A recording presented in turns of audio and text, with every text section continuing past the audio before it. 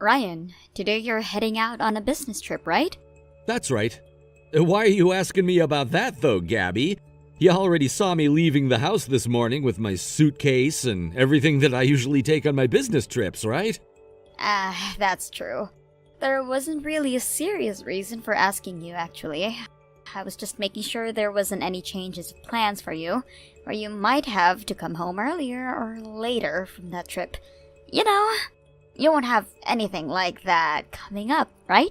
Well, there's never 100% chance that nothing is gonna change with my schedule or anything, but I've already arrived at my hotel now and will be staying here for a night or two. I see now. Well, if that's the case, then I have nothing left to ask. Sorry for asking you something strange like this when you're probably really busy.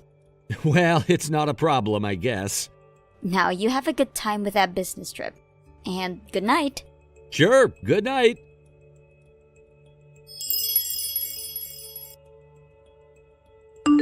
Ryan, good evening. This is Rick.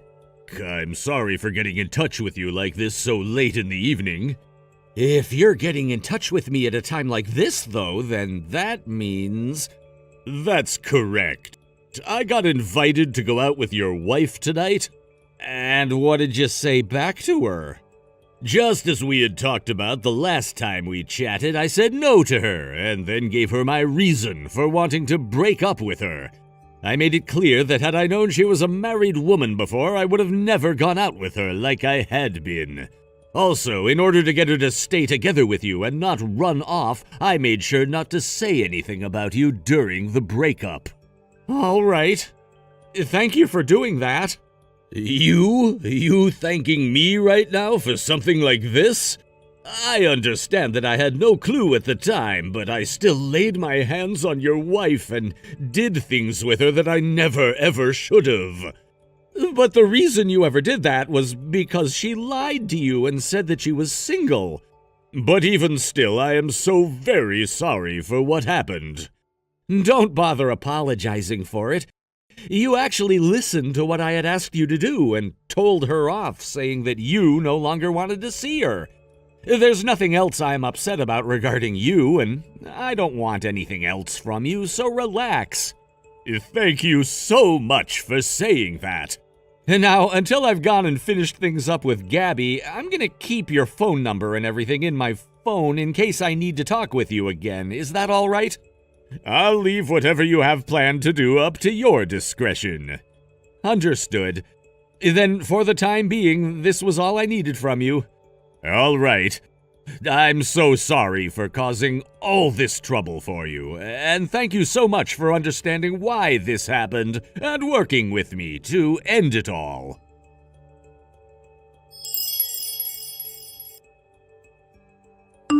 Ryan, I'm sorry. I would like for you and I to get a divorce.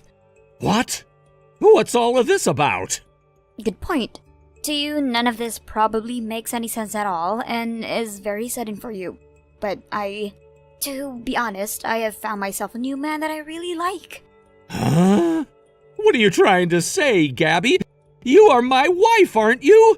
So you have to get how crazy what you're saying to me right now is, right? But there was no helping this. I mean, even he is in love with me.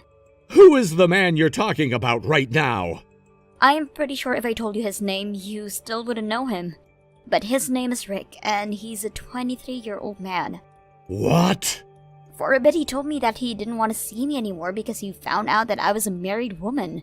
But in the end, he came back saying he couldn't forget about me and had to become my husband. Alright? Right now, he really wants for the both of us to get married soon. Why did things turn out like that? Tomorrow, I'm being proposed to by him. Huh? Why do you keep going on and on about your guys' situation like that? You just said that the both of you are already planning on getting married, yet he hasn't actually proposed to you yet?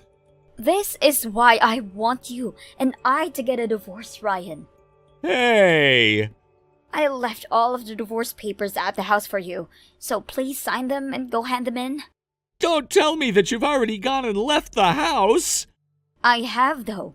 I have to start preparing for when he proposes to me tomorrow, and that requires me to be divorced from you and out of your house. Hold on, you need to slow your horses there. I'm not slowing down for you anymore. I'm sorry. Make sure to hand those divorce papers in before 5 p.m. when the courthouse is said to close. I'm telling you to hold on, Gabby! Goodbye, forever.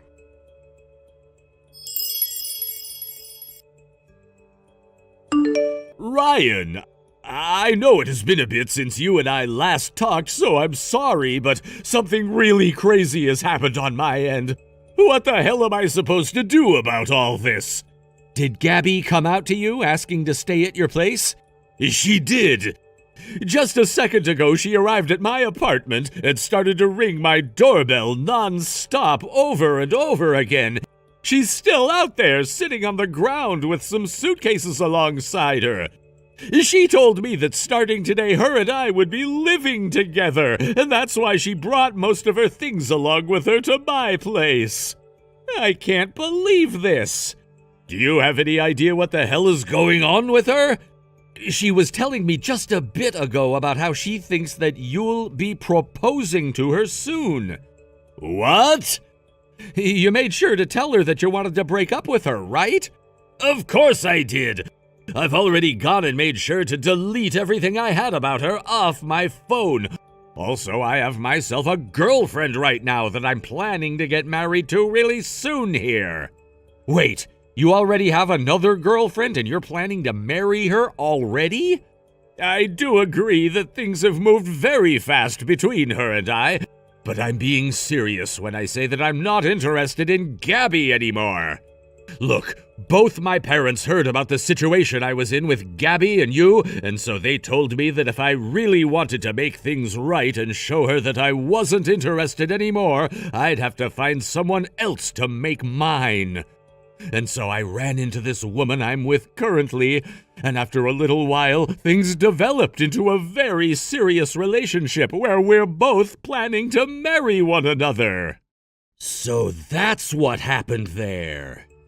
She happens to understand everything that's happened with me and does not hold any of it against me. That's how open-minded and kind of a person she is. She's the kind of person I want to cherish for the rest of my life. Right now, the both of us are talking about things like our future together in a very serious manner, which means I don't want to go back to some lying woman who never told me about being married to another man. I see. I believe you, Rick. Thank you so much. So how are things going with Gabby right now? She's still out there sitting on the ground waiting for me. I never answered the door or made any noise, so I think she believes that I'm not home and is waiting for me to come back and see her. You can go ahead and report this to the police if you want. What? Are you really okay with me doing something like that to your wife, though?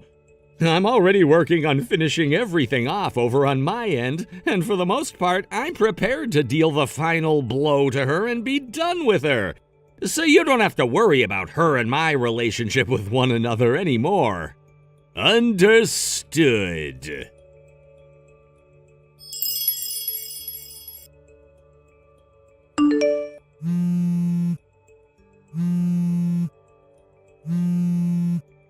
Hey, Ryan? I'm back home now. Why are all of your things no longer in our house now? Oh, so you came all the way back to the house? I sure did. It turns out I was being played by Rick that whole entire time. He invited me all the way out to his place, making it sound like he wanted to get back together with me and all. Yet, all he did was sit in his place acting like he never was home. And then he went and called the freaking police on me. And for that past week since that day, I have been having to go through all sorts of crap.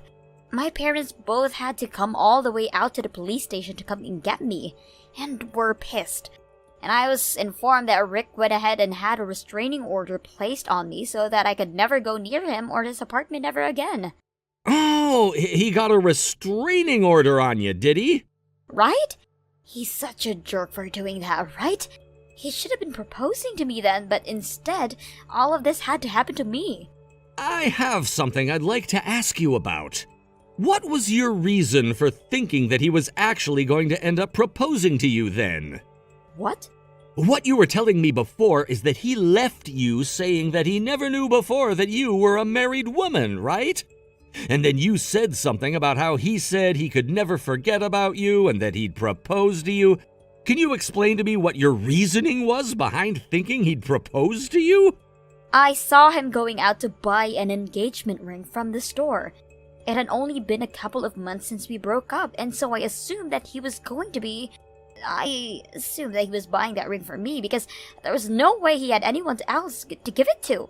And so that's why you just assumed that he'd be wanting to propose to you because in your head that was his only choice? And that's why you left me with our divorce papers and left the house to go to his? You thought that he'd allow you to start living with him at his apartment even though he hadn't spoken to you for months? He should have wanted to propose to me and let me move in, but for some reason he acted like he wasn't home at the time and never came to answer the door for me. And then for some reason, he called the police on me. Rick is married to another woman now. Huh? Right after he went and broke up with you, he found himself another woman and things started to get hot there. They went on and on about how they both wanted to get married to one another, and just yesterday it seems as though he and she got married at the courthouse. What? In other words, when you saw him going out and buying that engagement ring from the store, you saw him buying a ring for that woman he has been wanting to marry. Hold on a second. Why do you know so much about all of that? I only ever told you Rick's name and his age. Nothing else, right? You're too soft.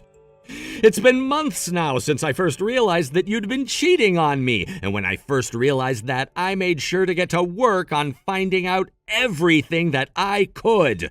No way. And the one that went and told Rick about how you were a married woman was me. No way. How could that... You were doing all of that right behind my back? And it wasn't just Rick you'd been with back then. There were plenty of other men too, right? From what I'd found, you were also with 2 other men who happened to both be married.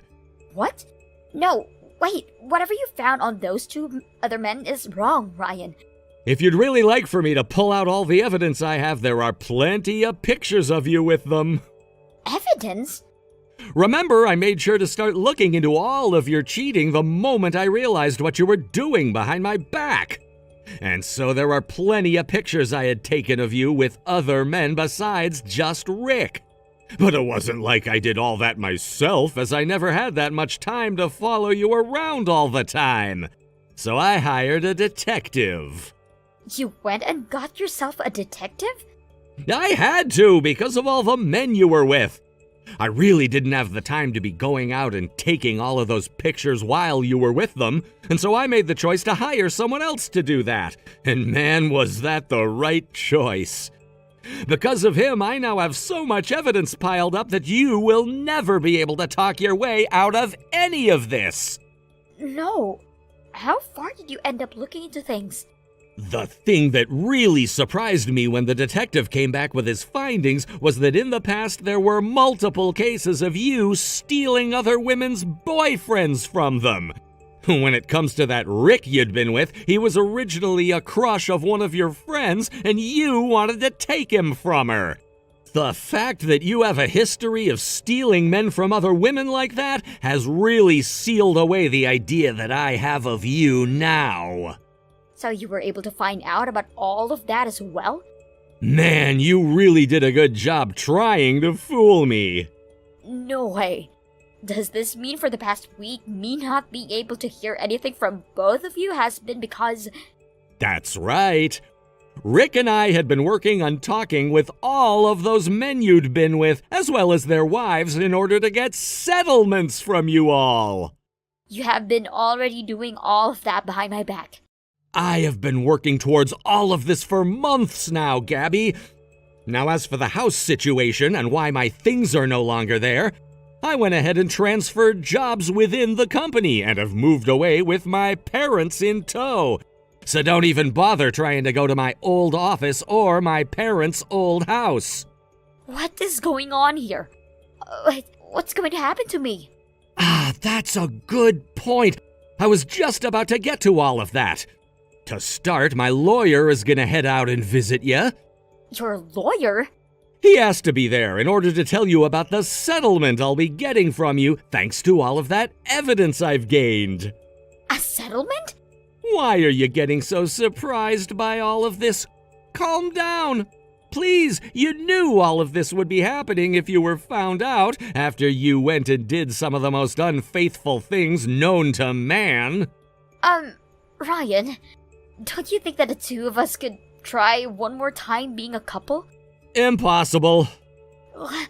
That was very immediate. I was just sending you the reply that anyone would send to you. Now, for one other thing. There's still more that you're going to tell me about? Before you got married to me, you were in plenty of debt, right? You went and paid that all off with my savings, correct? And never told me a thing about it. You knew about that? That was actually the first thing I noticed you'd done behind my back. It was because of that and me taking a look into why you would do such a thing to me that I found another trail leading to you cheating on me with multiple different men. No way. I know this is pretty obvious for me to be saying, but you're gonna pay me back all of that money you used as well. All of it? Do you have any idea how much I had to pay off? That's right, let's do this. We can get this divorce, but when it comes to things like having to split our properties half and half, we can just consider the amount I took from you back then as my half, and you can keep everything you have now. Alright? That should be a good solution to all of this, right? Listen here, Gabby. When it comes to the money I had made and saved up before we got married, it doesn't fall into the same category as our shared properties. It doesn't? So give me that money back. Hold on. From now on, please talk with my lawyer about whatever else you have to say to me. And make sure to contact him when you have my money ready. No way. Ah, and as for the divorce papers you left me with a week ago, I already handed them in, signed and all. I don't have any money, though. You're kidding me, right? Not at all. Ryan?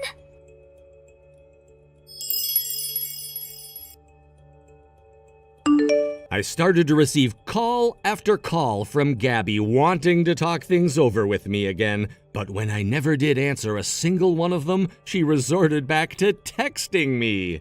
And each one of her texts read, "As long as I go back to you, we don't have to fight anymore, right?" I got so irritated over all of those text notifications that I just blocked her in the end. Unfortunately, both of those wives from the two other men she'd been cheating on me with have started asking her for a settlement, and she's trying even harder now to get back to me, thinking I'll be able to take care of that for her. I told my lawyer to go to her and explain that even if she was able to get back together with me, I would keep all my bank accounts closed from her so that she could never lay her hands on my money ever again, which caused her to break down crying. Eventually, it became impossible for my lawyer to even hold a simple conversation with Gabby without her breaking down, and so he got in touch with both of her parents, and they kindly paid me the settlement I'd asked for. Currently, Gabby is out in the middle of nowhere working on a farm where she's also being forced to live, making whatever money she can to pay her parents back with. However, even at that farm, she's been trying to get with the owner of the place, and when his wife found out about that, a whole new mound of problems started to form. She'll most likely be kicked off that farm pretty soon here, and will have to find other work where she can make some money to pay off all of that debt to her parents. Grace, have you already submitted the divorce papers? Yes, mother-in-law. No, wait. You're no longer my mother-in-law, and honestly, I don't want to call you that. So for now, I'll just refer to you as Bridget. Do as you please. So, when are you moving out? I expect you to be gone before Sander and I return from dinner. Because if you're not, I'm going to have a few things to say about you right then and there. I've already packed my things. Right now, I'm just waiting for the car to pick me up. Oh, really? You've been married to my son for 30 years, and during all that time, I heard that you had no family left. But I guess you do have a friend who can come pick you up. What a surprise. So, what time are you leaving? I'll be gone from this house in 30 minutes. I see. Just remember, if you're still here even a minute past that, I will throw you out without hesitation. You don't need to worry about that. I'm just as eager to leave this place as you are. I'm actually already outside the front door. What? Wait a second. Are you saying you're outside the door with all your luggage? It's raining right now. Yes, it is, but I'm glad there's a roof over the entrance. How long have you been out there? I've been out there for about 15 minutes now. What did you just say? At least stay inside the entrance. You'll get strange looks from the neighbors. Well, at this point, that's the least of my concerns. It's already well known around here that there's a wicked mother-in-law who loves to bully her daughter-in-law. What? Not to mention, you've also dumped the care of Xander and our great-aunt onto me, forcing me to do all of the household chores. Then once that caregiving was over, you kicked me out and made sure I got divorced from your son. Everyone knows about it. What? Did you really not know any of this? Grace, how could you? You spread such outrageous lies about me out of spite for the divorce. I think you're misunderstanding the situation. I haven't done anything wrong. What? Let's be honest. Your commands and insults are incredibly loud. It seems the neighbors picked up on that, and it spread from there. What are you talking about? It seems like your ride is about to arrive. I'll wrap this message up right now. I'll leave the keys in the mailbox. Wait a minute. I met Xander when I was 23. We were both the same age and had an arranged marriage. And now, after 30 years, here I am. I've also been living with your family for the same length of time. I must say, I've endured a lot. Grace, just a moment. Before you leave, at least tell the neighbors that I didn't bully you or anything like that. You need to wait because I'll be home soon. I've already gotten into the car that's come to pick me up.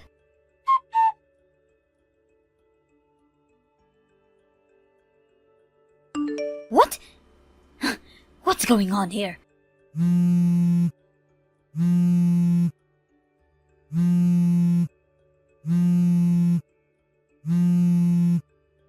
Grace! Hey, I just passed the car you got into. What's up with that luxury vehicle? How could someone like you, who has been a stay-at-home wife for 30 years, possibly afford to ride in such an expensive car? You've received only a small amount from the division of assets, barely enough to cover your basic living expenses for time being. What is happening? What does this mean?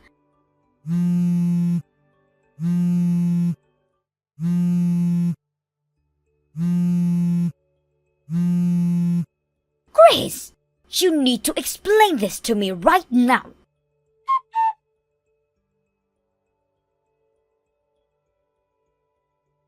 Grace, good morning. Good morning, Xander. You were right not to tell Mom about your grandfather. I'm glad I didn't. The last thing we needed was for her to worry about that, on top of everything else. Yeah, I agree. I didn't expect that at all, but it did leave me feeling a bit relieved. Well, sometimes surprises can be good, right? But how are you holding up? Is everything okay on your end? For the most part, yes. I mean, it's been a whirlwind, but I'm managing. It's just a bit surreal to think about everything that has just happened, but at least there's a light at the end of the tunnel. I understand. Just hang in there for a little while longer. We only have 3 months to go. After 3 months, Carter will be retiring from his overseas assignment and he'll be bringing his family back home with him. Right, and when he's back, everything should start changing for the better. It's comforting to know that your mother's plans will be turned upside down. Exactly. It's only a matter of time now. Just a little patience is all we need. Until then, we'll keep our heads down and focus on what's important. Absolutely.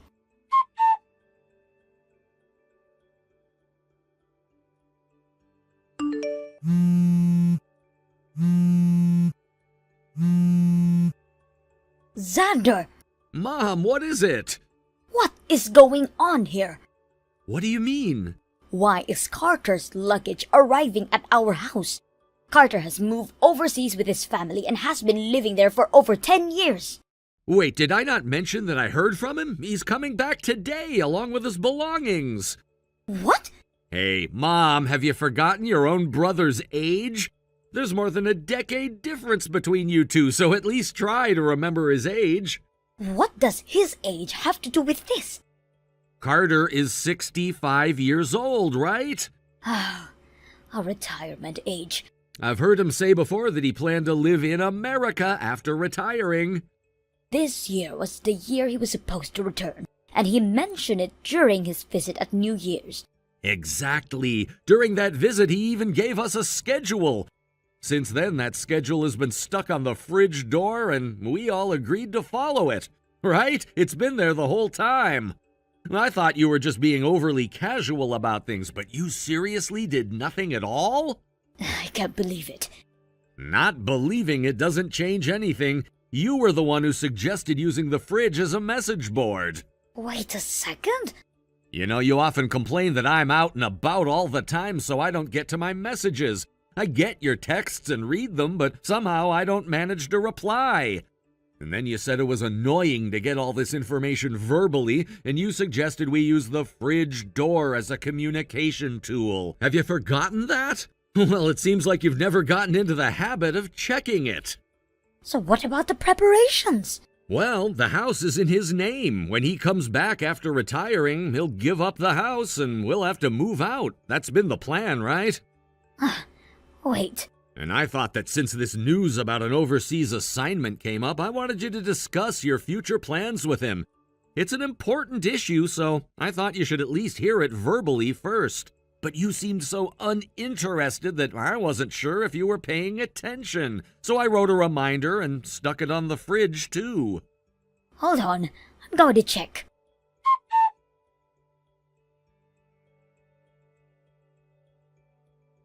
I wrote it down. Right? But at 53 years old, going at an overseas assignment? There's no way I, in my 70s, can keep up with that. I absolutely cannot handle living abroad at this age. Are you sure you'll be okay on your own? I'm not alone. Grace is already over there waiting for me. What? Grace? How can that be? That ex-wife is waiting for you? That has to be a joke.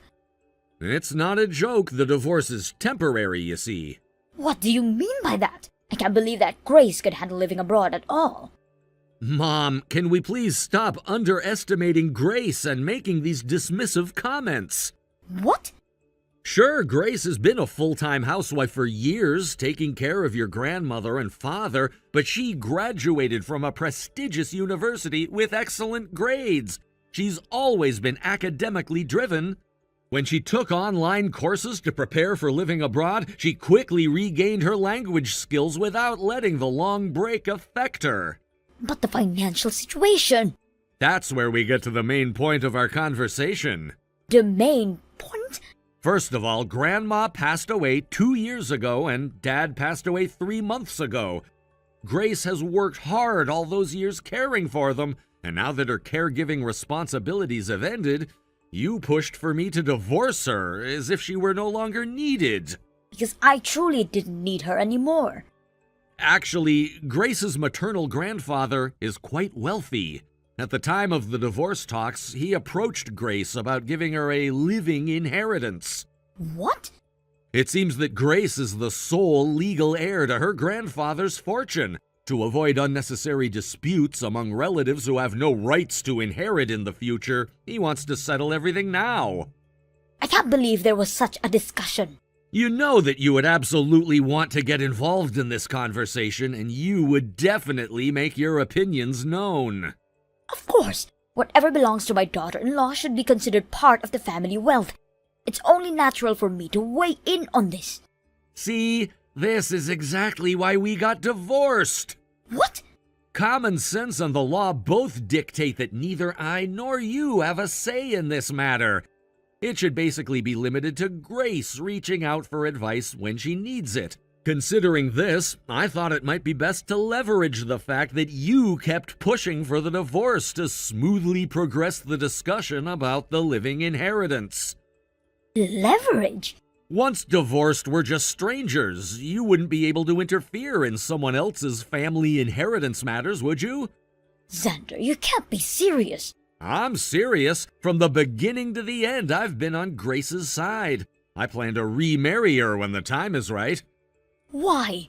Grace has told me that she could endure the caregiving duties because I, along with your mother and father, expressed our gratitude to her countless times. She said that our appreciation is what kept her going. There were times when I suggested separating, but she insisted she couldn't while taking care of your grandmother and father. There's no way I could abandon such a respectable wife. On the contrary, I feel that I owe her a lot, and I want to repay her kindness going forward. But what am I supposed to do now? I'm saying you should think about your future plans after Carter comes back. I never imagined things would turn out to be like this. Regretting the way you treated Grace won't change anything now. I just hope that your regrets will positively influence how you handle your future and your life going forward. Well, goodbye for now. Wait, Xander, I was planning for you to take care of me when I need assistance in the future, and now you're off on an overseas assignment? I'm in trouble.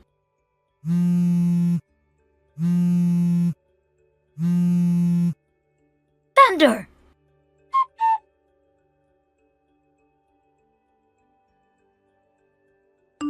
Grace, I'm currently at JFK Airport. I think it's around the middle of the night here. I just wanted to reach out before my boarding time, which is coming up soon. Thanks for the message, Xander. I figured you'd be reaching out, so I stayed up to wait for your text. Oh, really? I appreciate that. By the way, how is Bridget, your mother, doing? Well, she's managing. Right around the time Carter's luggage arrived, I quickly moved out of the house. I just sent her a quick message to say goodbye a little while ago. I see.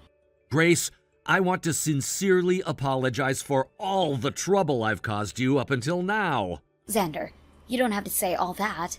I really appreciate everything you've done for me, too. I'm grateful for your support. Yeah, but let me say this. Thank you for everything up until now. I hope to continue working together as we navigate this new chapter. Absolutely. I look forward to it. All right, then. It's almost time for me to board the plane. Okay, please be careful during your travels. Thanks. I will.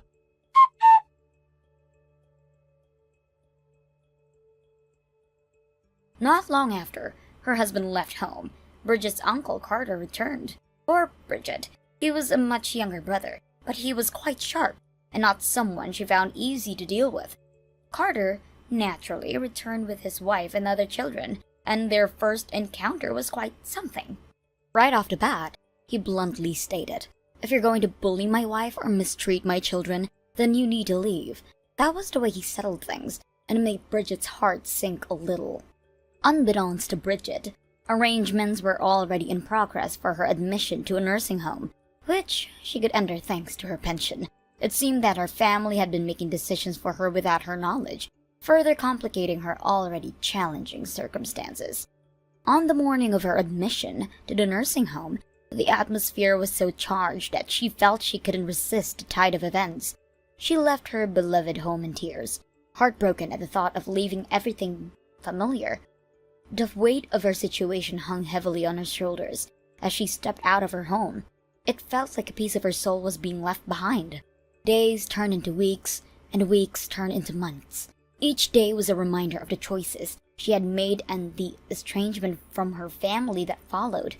The once vibrant woman who had filled her home with laughter and love found herself isolated, engulfed in memories that now felt like ghosts haunting her. She looked out the window, watching the world go by, yearning for the familiar sights of her neighborhood, the friendly waves from neighbors, and the simple joys of her past life. Each passing car, each familiar face that she recognized but couldn't greet, felt like a stab to her heart. and it was as time had moved on without her, leaving her in desolate space of loneliness. Bridget's health began to deteriorate as well. The physical manifestations of her mental anguish were evident. She had aged significantly in what she felt like no time at all. Friends from her past life would have hardly recognized her had they seen her now. Her once bright smile had faded, replaced by a weary expression that spoke volumes of her sorrow and regret. At the nursing home, there were other residents, of course. Some were friendly, some were withdrawn, each with their own stories of loss and longing. Bridget tried to engage with them, but it was challenging. They were often wrapped up in their own worlds, battling their own demons. She could see reflections of her own struggles in their eyes, people who had been cast aside by life. One day, as she sat in the communal area, she overheard a group of women discussing their families, sharing a laughter over memories that made them feel connected. Bridget felt a pang of jealousy and sadness as she listened. The warmth of familiar love seemed so far removed from her reality, as she wished desperately to be part of such conversations. Instead, she found herself retreating into her own silence, feeling like an outsider in a place that should have felt like a community. As time passed, Bridget reflected on her past, contemplating the choices that led to this point. Her mind often drifted back to the day her husband left. It was a day filled with confusion and heartache, but she had never anticipated how drastically her life would change in the aftermath. The emotional wounds ran deep, and the healing process felt almost impossible within the confines of a nursing home. There were moments of clarity amidst the fog of her thoughts. Bridget recognized that she had been stubborn, unwilling to bend or adapt to the changes in her life. She had allowed her pride to dictate her actions, which ultimately led to this place of isolation. The realization stung, but it also sparked a flicker of determination within her. With a newfound sense of purpose, Bridget resolved to try and connect with the other residents more actively. She began participating in activities, attending group meals, and engaging in conversations, even when it felt uncomfortable. Little by little, she started forming connections with few of the residents who shared similar experiences. Their stories resonated with her, and together they found solace in their shared struggles. As weeks turned into months, Bridget found herself laughing more often. The sound of her own laughter surprised her. It felt foreign, yet beautiful. In these moments, she felt a glimmer of hope that perhaps life could still hold joy for her. Each small interaction with her fellow residents began to chip away at the walls that she had built around herself. However, the road to recovery was far from smooth. There were days when the weight of her regrets would come crashing down on her, leaving her feeling desolate once again.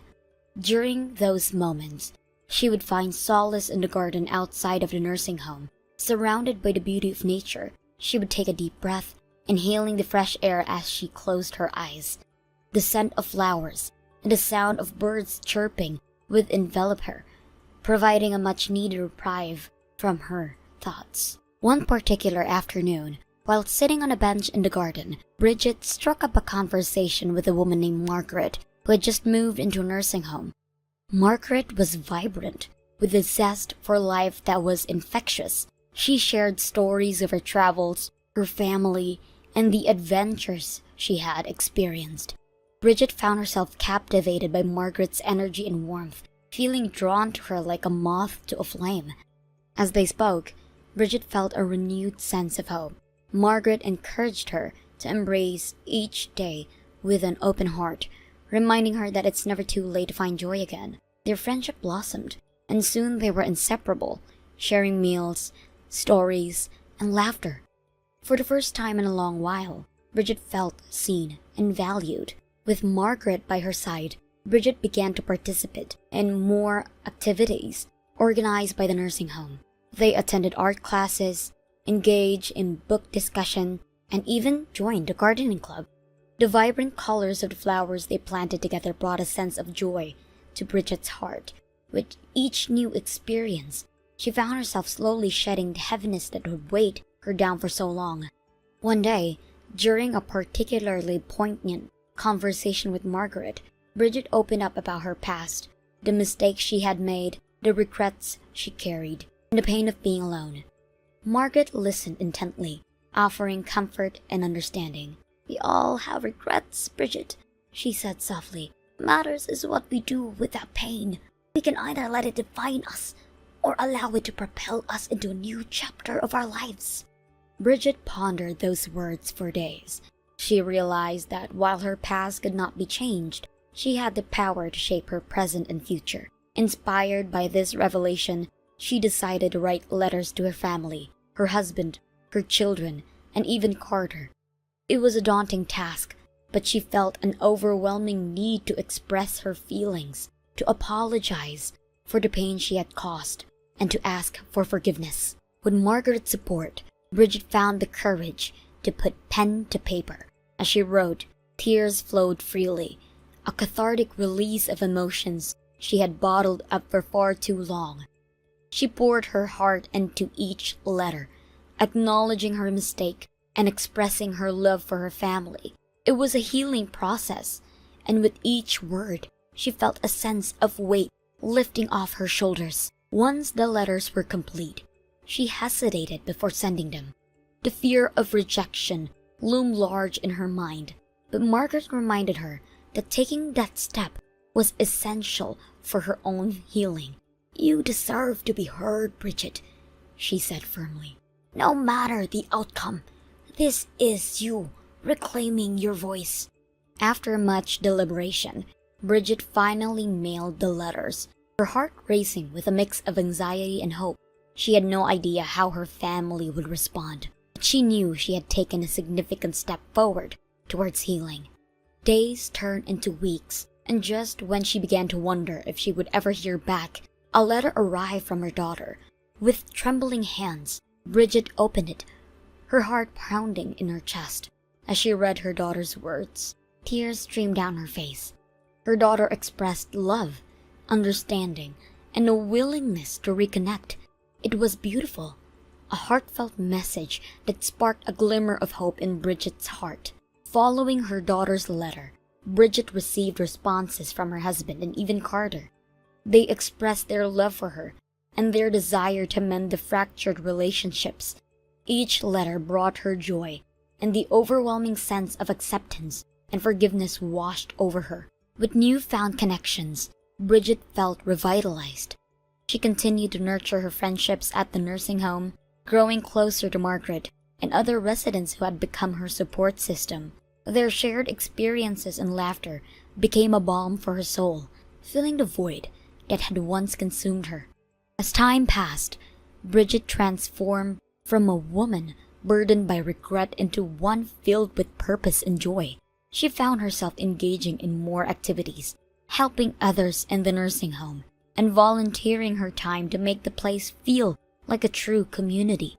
Her laughter echoed in the hallways once more, a melody of hope that inspired those around her. Bridget's journey of healing had just begun, but she was determined to embrace every moment. The woman who once left her homes in tears now stood tall, surrounded by friends and family who loved her. With each passing day, she discovered that life, even in its most challenging moments, could still hold beauty and connection. Listen carefully, Sandy. What I'm about to say is final, so make sure you fully understand. Frank? We just finished my father's funeral a few hours ago, and I'm still in no state to take in anything serious right now. Precisely because the funeral is over now, this is the perfect time to discuss it. Discuss what, exactly? From now on, the inheritance that you were supposed to receive from your father will be under my control. Excuse me? Frank, I really do appreciate all the help you offered during the funeral and everything, but as far as my father's inheritance goes, I don't need you interfering, alright? Huh? In the first place, my father's inheritance has nothing to do with you. And the fact that you're bringing this up right now, of all times, is beyond inconsiderate. I'll divorce you! What? If you've got any objections, I'll divorce you and you can get out of my sight. Pardon me? Just remember, we don't have any kids tying us down, so we can go through with the divorce easily. No strings attached. I'm not even sure where this is coming from. If you don't like it, then just get a divorce. Simple as that. I see. So this is what my father was warning me about. Huh? What are you talking about? We're supposed to discuss the inheritance matters a few weeks after his passing. I'm exhausted right now, so could you hold off this conversation for later? Oh, that's all you meant. All right, fair enough. I get that there's nothing I could do about it alone at the moment anyway, so I guess I'll wait. But don't forget, you better think carefully about what conclusion you're gonna reach if you want me to stick around and not walk out of this marriage.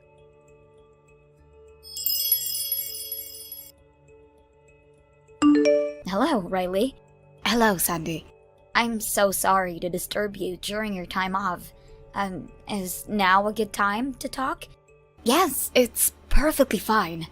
First of all, I want to thank you for everything you did during my father's funeral over these past few days. You were there to help with every detail, and I couldn't be more grateful. Oh, don't mention it. Your father taught me so much in my role as one of his secretaries over the few years, and I feel incredibly honored to have been able to assist in giving him a proper farewell. Hearing you say that means so much. I'm sure my father would be glad to know you feel that way about him. Thank you. From now on, I'll be the one who needs your support. Though, honestly, I feel like I've already been relying on you so much. I'm really looking forward to working with you. The pleasure is all mine. I look forward to working with you as well. Apologies for the long introduction, but you want to talk about your husband, don't you? Yes. This is a delicate time, so it's no surprise you picked up on it. Yes, it's just as your father said it would be. I think it was a good decision to be prepared in advance. Really? Thank you. Now that I think of it, it was the information you shared with us that helped us take precautions in the first place. I don't know what I would have done without your help, so thank you again. No need to thank me. It was just something I happened to witness, but I'm glad if it ended up being helpful to you. Well, about that next step, I'll be coming into the office tomorrow afternoon, so I'd like to discuss this further then. Yes? Understood. I'll inform all of the relevant parties and make the necessary arrangements. Thank you. I appreciate it.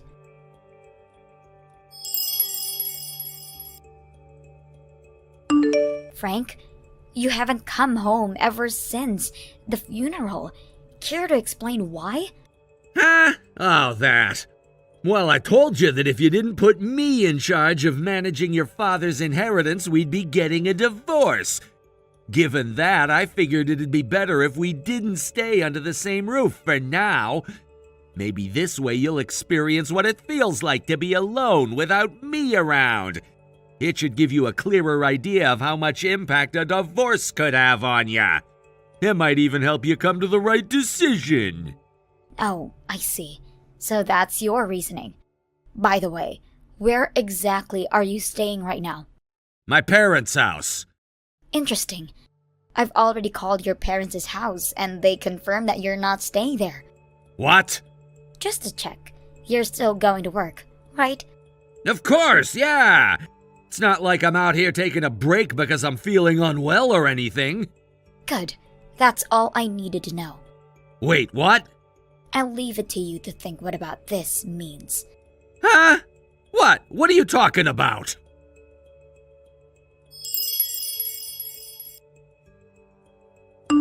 Thank you for today. Of course, everything went smoothly, with everyone in full agreement and no conflicts. That's a relief. Now it feels like we're finally getting started for real. Let me say once again, congratulations on becoming the new president. Thank you very much. For now, I'll mostly be relying on the support of the chairman, who was also our president 2 generations ago, as well as your support in your new role as my secretary. I'm counting on both of you to guide me through the transition. It's my pleasure. I look forward to supporting you. Alright then. First things first, let's start with a complete cleanup of everything around me.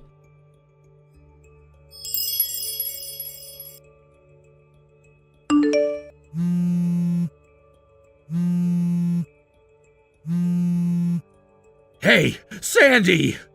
What did you do to my company? Your constant calls are getting annoying. That's because you still haven't told me what you did to my company! I was just informed by upper management that all our dealings with Company S have been permanently terminated. They even said I'm personally responsible for the fallout. Do you have any idea what that means? Company S is the largest player in the industry with over 9,000 employees. They're one of our biggest sources of revenue and an absolutely critical partner for us. And now on top of it all, I find out you're the new president of Company S? How could this be happening? And why wasn't I told anything about it? What on earth is going on around me? Explain it to me! If you don't, I might just have to go through with that divorce we talked about. Yes, I'm perfectly fine with getting a divorce. What? If you could recognize that what you've been doing has finally caught up with you, this might make a lot more sense to you. Wait, what are you talking about? Well, I suppose I should at least explain why I ended up being the president of Company S. Yeah, exactly! I knew your father was the previous president of Company S, but you were never even a part of the company, right? How did it end up that you, of all people, would take over his role as the president? It seems there's a bit of a misunderstanding here. I didn't become the next president just because I happen to be the previous president's daughter. What's that supposed to mean? 5 years ago, during my father's presidency, Company S faced 3 consecutive years of severe financial losses. It was a rough time for everyone, and he ended up seeking advice from me because I work as a business consultant. I developed a strategic recovery plan, which the company adapted, and it led to a remarkable turnaround in performance. Since then, many members of the board and other stakeholders remember that success came to view me as the potential future leader of the company. With the approval and unanimous support of the board and shareholders, I officially appointed as the next president. And you never thought to tell me this in advance? The announcement hadn't been made official yet. But still! Honestly, I didn't see the need to share it with someone I'd been planning to divorce for over 6 months. What? 6 months? Yes, I wanted to pursue this divorce sooner, but with my father's health issues and my new role at the company, I had to put those plans on hold. Now that things have been settled though, I'll be moving forward with this, so I'd suggest you prepare yourself.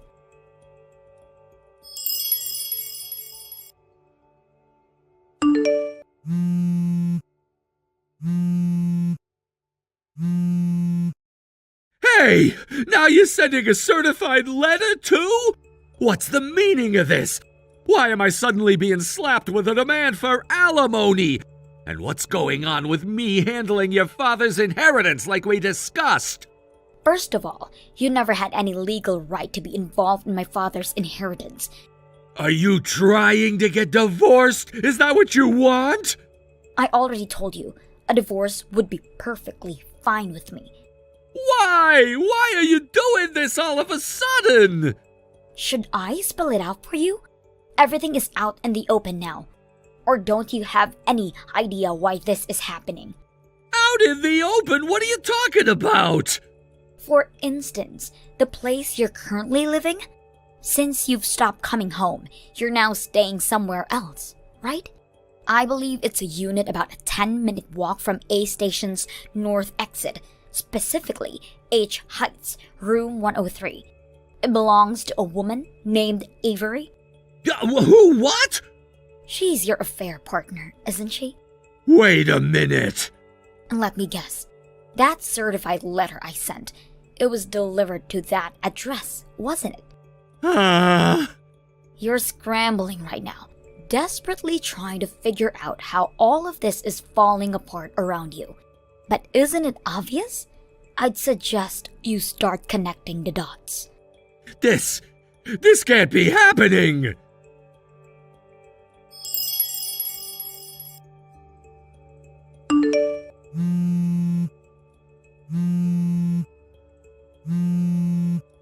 What? Sandy?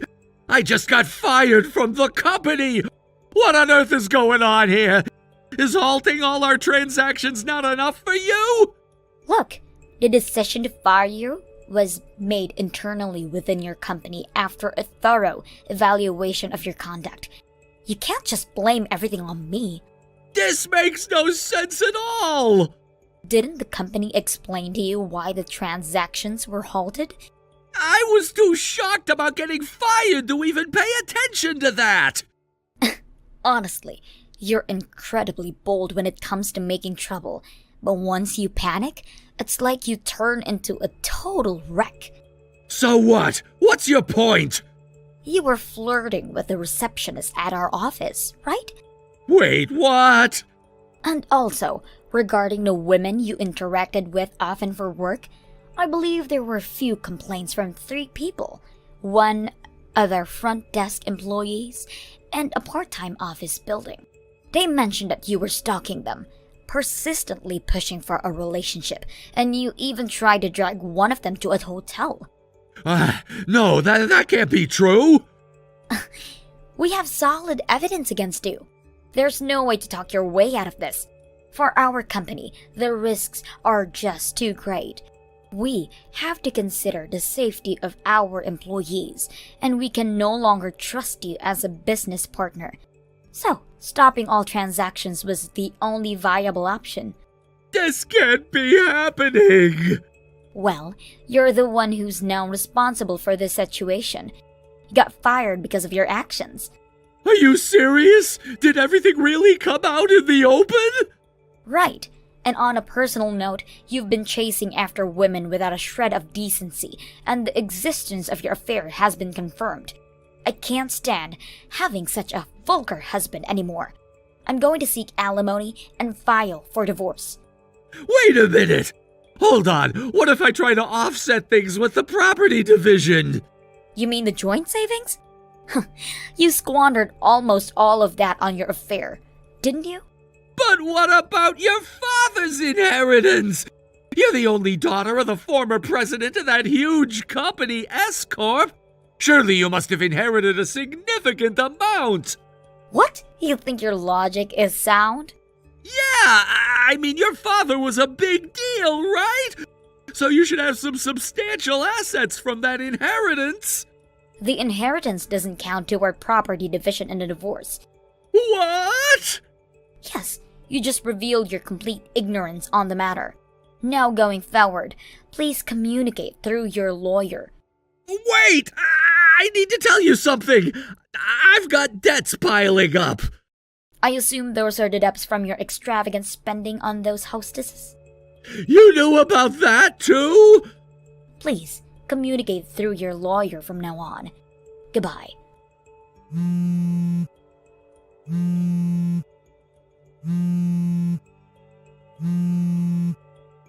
Sandy!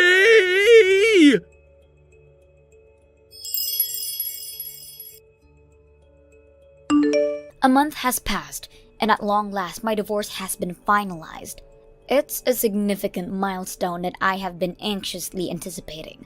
I never thought I would find myself in this situation, but here we are. I can now finally say that I am free from the emotional entanglements of my past relationship. The alimony has been successfully paid, and it feels surreal to declare that I am no longer connected to him in any way. This divorce has allowed me to sever ties and step into a new chapter of my life as a completely independent person. With this legal separation, we're now officially strangers, essentially red flags in each other's lives.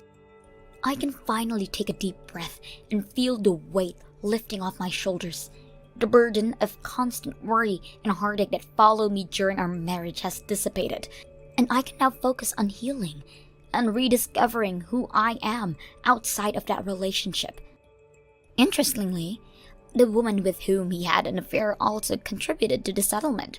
However, it appears that the excitement of their secret relationship has lost its charm, and they too have ended things amidst the chaos that ensued from my divorce.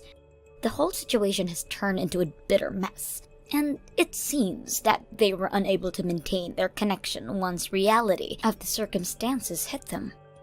But make no mistake, this is certainly not the end of my challenges. Life, as I have learned through this experience, has a tendency to throw unexpected obstacles in our paths just when we think we have everything figured out. Frank, my ex-husband, is now facing demands for alimony from multiple women. It appears he was not just unfaithful to me. He had been pursuing relationships with several others while we were married. The fallout from this revelation is intense, and the financial implications are staggering. There are rumors swirling around that at least one woman is in a precarious situation due to this mess, and it seems that the amounts being claimed could become quite substantial. Frank might soon be in the midst of a financial crisis as a direct result of his poor choices. It's ironic, really. The very actions he took to seek fulfillment outside our marriage have come back to haunt them. Seeing him grapple with the consequences of his decisions is somewhat satisfying. The gravity of his choices is becoming apparent, and it's almost poetic justice that he must now face the repercussions. Meanwhile, the company I used to deal with, the one connected to S Corporation, has been working tirelessly to recover from the loss of our business relationship. The current president of that company has taken it upon himself to go out onto the field personally to drum up new clients and new partnerships. It's commendable to see their efforts to rebuild their reputation and improve their performance after our separation. They are showing resilience in the face of adversity, and it serves as a reminder that sometimes challenges can push us to adapt and grow. As for me, my new journey as the president of my company has begun. Each day brings its own set of challenges and triumphs, and while I am filled with gratitude for the support I've received from those around me, I'm also acutely aware of the immense responsibility that now rests on my shoulders. Inheriting this company from my father is both an honor and a heavy burden. It's my goal to nurture and expand it, to make sure even better than it was before. The pressure to succeed is palpable, but I am determined to rise to the occasion and prove that I can lead this company into a brighter future. I often reflect on the lessons I've learned through this tumultuous journey. This divorce has taught me a great deal about resilience, self-worth, and the power of independence. I realize now that I am capable of standing on my own 2 feet, and I have the strength to create life that I can be proud of. I no longer need to rely on anyone else for my happiness or my financial stability. The freedom I have gained is empowering, and I am committed to making the most of it. The relationships I build in this new chapter of my life will be a fundamental success. I am fortunate to be surrounded by supportive friends and colleagues who have been instrumental in helping me transition into this new role.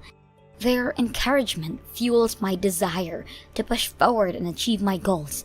I find myself wanting to make meaningful connections, both personally and professionally, and I understand that collaboration and teamwork are vital in this industry.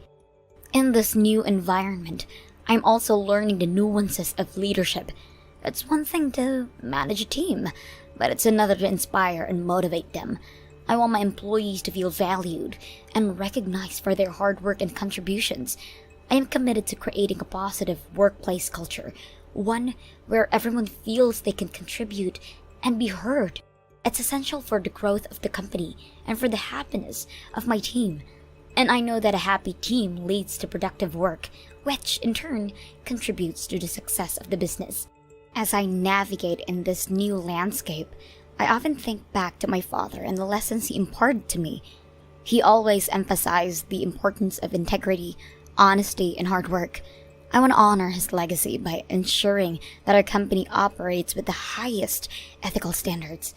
Trust is paramount in business, and I aim to build relationships based on transparency and mutual respect. I want to create an environment where everyone feels a sense of ownership and pride in their work. Looking ahead, I have ambitious plans for the future of the company. I envision expanding our services, reaching new markets, and creating innovative solutions that meets the needs of our clients. It's an exciting prospect, and while there will undoubtedly be challenges along the way, I am ready to face them head on. I believe that with the right mindset, strategic planning, and a strong team, we can achieve great things together. I am also acutely aware of the personal growth that comes with these professional challenges. Each obstacle I encounter helps me develop resilience, adaptability, and confidence. I find myself evolving into a more assertive and decisive individual. The experiences of the past month, both in my personal and professional life, have shaped me into someone who knows their worth and refuses to settle for less. As I embark on this journey of growth, I am reminded of the importance of balance. It's easy to get caught up on the hustle and grind of work, but I also make time for myself and my well-being. I have learned that taking care of my mental health is just as crucial as achieving business success. I try to carve out time in my schedule for relaxation and self-care, whether that means enjoying a quiet evening at home, pursuing hobbies, or spending quality time with friends and family. I know that to be effective in my role, I need to recharge and maintain my well-being. In conclusion, while the past month has been tumultuous, it has also been a period of profound transformation for me. I have emerged from the chaos of my divorce with newfound strength and clarity. The challenges I face in my new role as a business president are significant, but I am committed to navigating them with integrity and determination. I will continue to learn and grow, not just as a professional, but as a person. The journey ahead is promising, and I am excited to see where it will lead me. I look forward to shaping the future of the company and making a positive impact in the industry while embracing my newfound freedom and independence. Thank you for watching and listening. We hope you enjoyed the video. Don't forget to like this video and subscribe. Also, feel free to leave a comment about what you thought of the story. We'll look forward to seeing you at the next story. Thank you for watching. Please subscribe and hit the like button. See you next time.